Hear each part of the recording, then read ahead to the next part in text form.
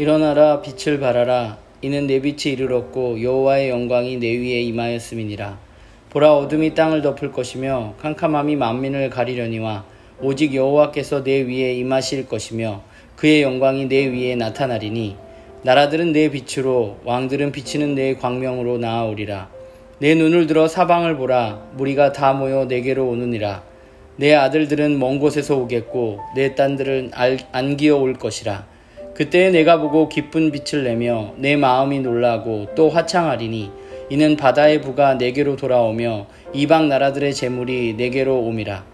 허다한 낙타 미디안과 에바의 어린 낙타가 내 가운데에 가득할 것이며 스바 사람들은 다 금과 유향을 가지고 와서 여호와의 찬송을 전파할 것이며 게달의 양무리는 다 내게로 모일 것이요 느바옅의 순양은 내게 공급되고 내 제단에 올라 기꺼이 받음이 되리니 내가 내 영광의 집을 영화롭게 하리라.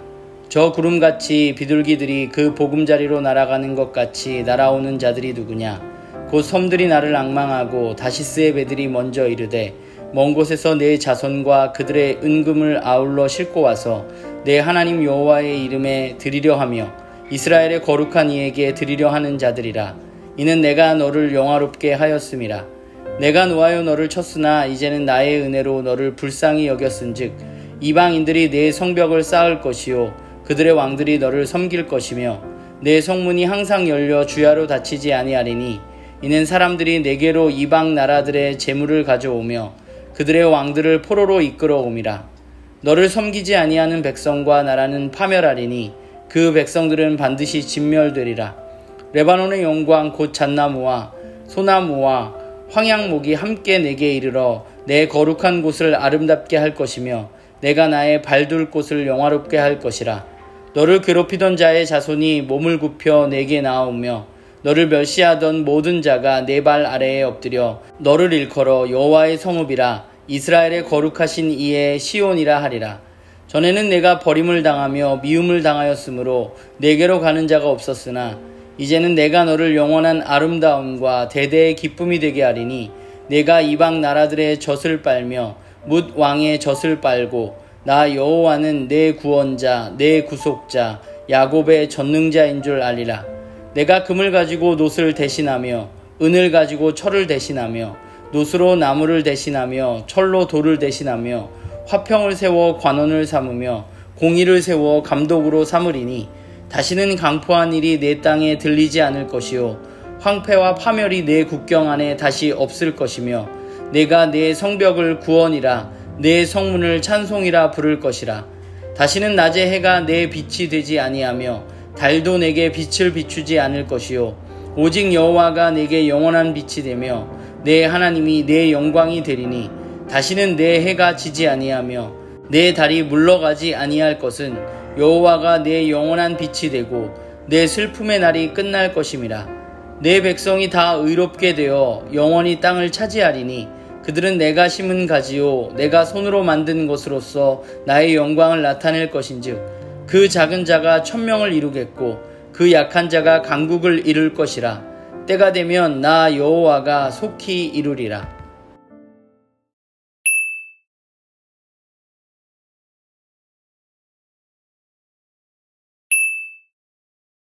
네, 여러분 함께 나눌 말씀은 이사야 60장 1절부터 22절까지의 말씀입니다. 오늘 말씀을 먼저 문단 나눠보면요. 저는 4개로 나누어 봤는데 1절부터 3절까지는 어둠 속의 빛, 그리고 4절부터 9절은 자녀들의 귀한, 그리고 10절부터 14절은 이방 민족의 섬김, 그리고 15절부터 22절은 하나님의 백성이 누리는 복. 네, 이렇게 나누어 보았습니다. 오늘 본문은 이스라엘 민족의 회복의 모습이 그려지고 있습니다.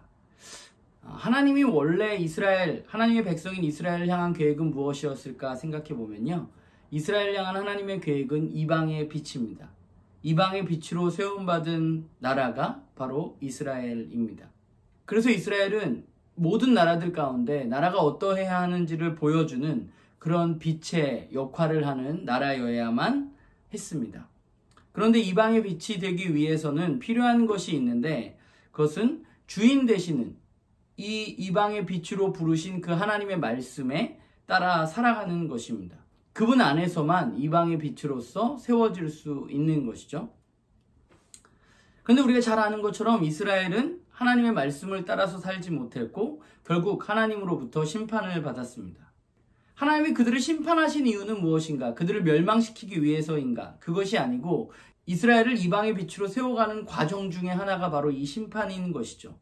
그래서 하나님은 그들을 끝까지 그냥 내버려 두시는 것이 아니라, 그냥 심판하고 끝나는 것이 아니라 그들을 회복하시기로 결정하시고 회복하시겠다고 말씀하십니다. 오늘 본문을 살펴보면요, 사실 이스라엘 자신이 무엇을 하겠다 이런 표현은 거의 나오지 않습니다. 오직 하나님에 의해서 그들은 회복되어지는 모습으로 오늘 묘사되어지고 있어요. 그래서 하나님에 의해서 그들은 다시 이방의 빛으로서의 사명을 감당하게 될 것이라고 말하고 있습니다. 그러면 하나님이 다스리시는 그 하나님이 원하는 이스라엘의 이방의 빛으로서는 어떤 나라여야 하는가 살펴보면, 그 나라는 오늘 본문을 쭉 살펴보면 굉장히 풍요로운 나라이고, 그리고 무엇보다 평화와 공의에 의해서 다스려지는 나라입니다. 오늘 본문을 보면 더 이상 그 나라 가운데 폭력이 존재하지 않는다고 이야기하고 있습니다. 그러니까 모든 사람들이 부러워하고 모든 사람들이 모여드는 것이 바로 그 하나님이 다스리는 나라인 것이죠. 오늘 본문에 나오는 회복된 이스라엘의 모습을 살펴보면 그게 아마 대부분의 나라들이, 모든 사람들이 꿈꾸는 세상일 것입니다.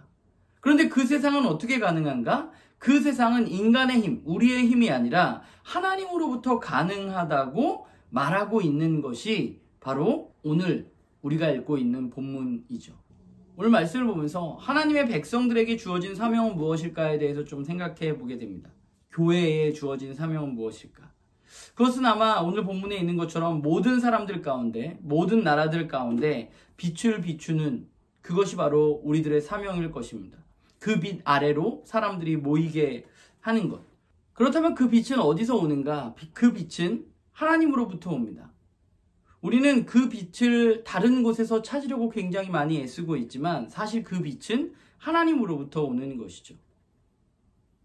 어떻게 하면 사람들은 하나님의 백성들을, 하나님의 교회를 바라보고 그 교회로, 그 공동체로 나오게 할 수 있을까? 그것은 하나님의 진정한 다스림이 이루어질 때 가능한 것입니다. 그러니까 우리 스스로는 할 수 없습니다. 하나님으로부터만 가능한 것입니다. 그렇기 때문에 우리가 해야 할 일은 사실 하나밖에 없어요. 매일매일 하나님 앞으로 나아가는 것입니다. 우리가 매일매일 하나님 앞으로 나아가서 그분의 말씀을 듣고 그분이 원하는 삶, 그분이 다스리는 삶을 살아가는 것이죠. 그렇다면 우리가 하나님의 말씀을 제대로 듣고 그분의 통치를 받고 있다는 사실을 어떻게 알 수 있는가, 사람들은? 그것은 하나님의 백성이 하나님의 다스림을 받고 있다는 사실은 바로 하나님의 백성과 그 공동체 안에 평화와 공의가 가득할 때, 그들의 삶이 정말 부럽고 매력적이고 풍요로운 삶을 살아갈 때, 그때 사람들은 하나님이 진짜 구원자이시고 진짜 빛이구나, 그분의 다스림 가운데 있는 것이 이렇게 좋은 것이구나 알고 그곳으로 나아올 수 있겠죠. 그러니까 우리는 우리에게 주어진 사명이 그런 놀라운 사실이라는 사실을 기억하고 우리는 그 사명을 이루기 위해서 애써야 하는데, 우리가 애써야 할 것은 사실 하나밖에 없습니다. 그분의 말씀을 끊임없이 듣고 그분의 말씀에 순종하는 삶을 살아가는 것입니다. 그게 우리가 해야 할 일이라는 사실을 우리는 기억하고, 우리가 그런 삶을 살 때 하나님은 우리를 원래의 의도대로 이방의 빛으로 세워주실 것이라는 사실을 우리는 잊지 않고 살아가는 것이 좀 필요하겠다라는 생각이 듭니다. 오늘 말씀을 보면서 내 삶이 그렇게 사람들이 따를 만큼, 사람들이 부러워할 만큼 매력적인 삶인가, 그런 풍요로운 삶인가, 그런 생각을 좀 해보게 됩니다. 또 그런 생각을 하니까 참 부족한 게 많다는 생각을 하게 돼요. 하나님이 원하시는 것은, 그러니까 하나님 백성의 삶은 사실 고행의 삶은 아닙니다. 우리의 삶은 풍요로운 삶입니다. 하나님으로부터 오는. 바라기는 저도 그렇고 여러분들도 그렇고 주님이 이미 우리에게 주신 축복을 우리가 잘 누리고 그 풍성함을 정말 많은 이들 가운데 드러내는 그런 우리 모두가 되기를 주님의 이름으로 부탁을 드립니다.